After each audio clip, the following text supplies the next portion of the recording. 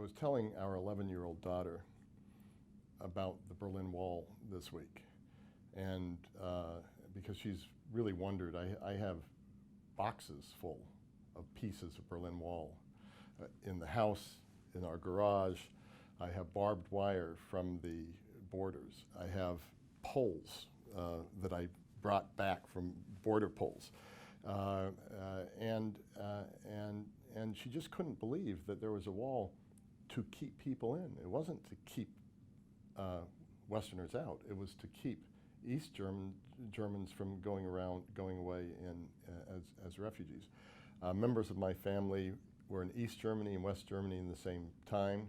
And so I'd been visiting my relatives, going through Checkpoint Charlie. On a couple of occasions I was strip searched at Checkpoint Charlie as a student because I was bringing in suspicious literature, auto mechanic magazines for my auto mechanic cousins.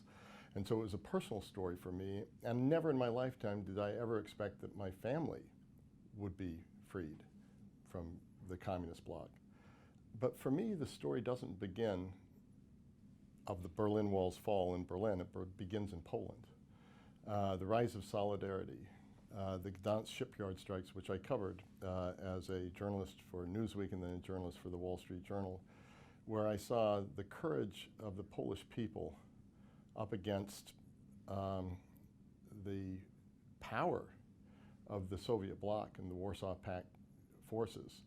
And we really saw the human spirit overcome a force that we thought could never be overcome. In 1989, no one could imagine that the Berlin Wall was going to fall. It was a triumph of the human spirit. It was also the triumph of humility in triumph. When the wall came down, Americans weren't beating their breasts. You didn't have the President of the United States saying anything but very calmly, that's President George H.W. Bush, that this is a good thing. No one rubbed the Russian noses in it. It was a good thing that Mikhail Gorbachev saw it was a good thing for the Soviet Union as well. And so there's a real story of diplomatic management of a situation. The Cold War was essentially World War III. And we won World War III without a shot being fired. And that was a reflection not just of deterrence, not just of our military strength, but of the power of our ideas and the attractiveness of our democracy and our society. I think the more we study that period, and the more the next generation studies that period, and realizes that none of it was inevitable. The Berlin airlift in 1948, had we not run the Berlin airlift in 1948, you very well could have had a total Soviet takeover of Berlin at that time. We broke the embargo of Berlin that the Soviets had imposed through a very courageous airlift that went on for months. Had we not done that, what would have happened? Had we not created NATO in 1949, what would have happened? It was a shame that we acquiesced to the building of the Berlin Wall in 1961. My own book, Berlin 1961, chronicles the fact that we did acquiesce to it, that it didn't have to turn out that way. You actually have to ask yourself what might have been. But the wall did come up. But when it went up, there was no way we would have known that 3 decades later it would come down again.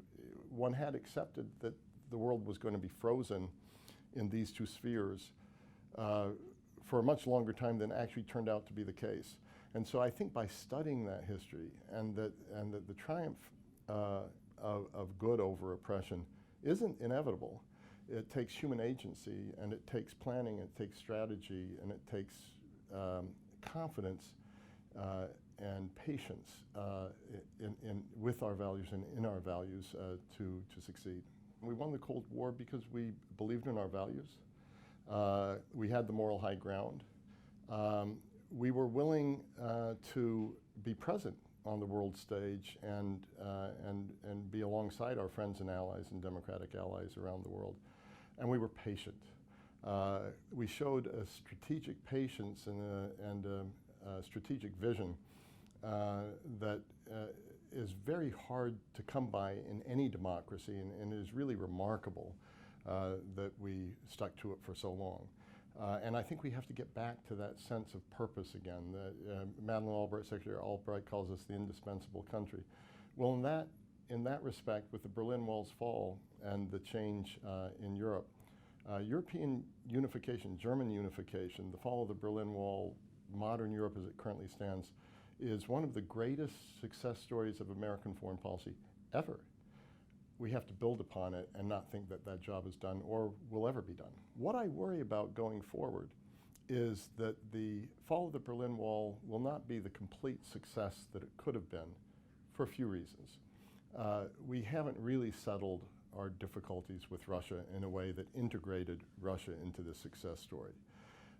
China took advantage of the spread of globalization and the spread of capitalist thinking that happened after the fall of the Berlin Wall. But China, the hope there was through economic growth, through the growth of the middle class, that China would become a more liberal and more democratic society.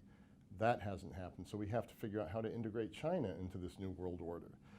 The US isn't as much of an attraction and a model as it was in those days. We have to restore our own attractiveness to the world by sorting out our democracy, our democratic polarization a little bit more. And Europe had this massive chance for a Europe whole and free, this incredible chance for integration, and instead we have Brexit, and you have Europe losing a little bit of the magic that followed the fall of the Berlin Wall. So I worry that the job is only half done, and Senator Tom Cotton last year at the Atlantic Council said that Vladimir Putin doesn't think he lost the Cold War, he just thinks he was behind at halftime. In the end, people want to be free. In the end, people want individual rights, human rights, power of choice.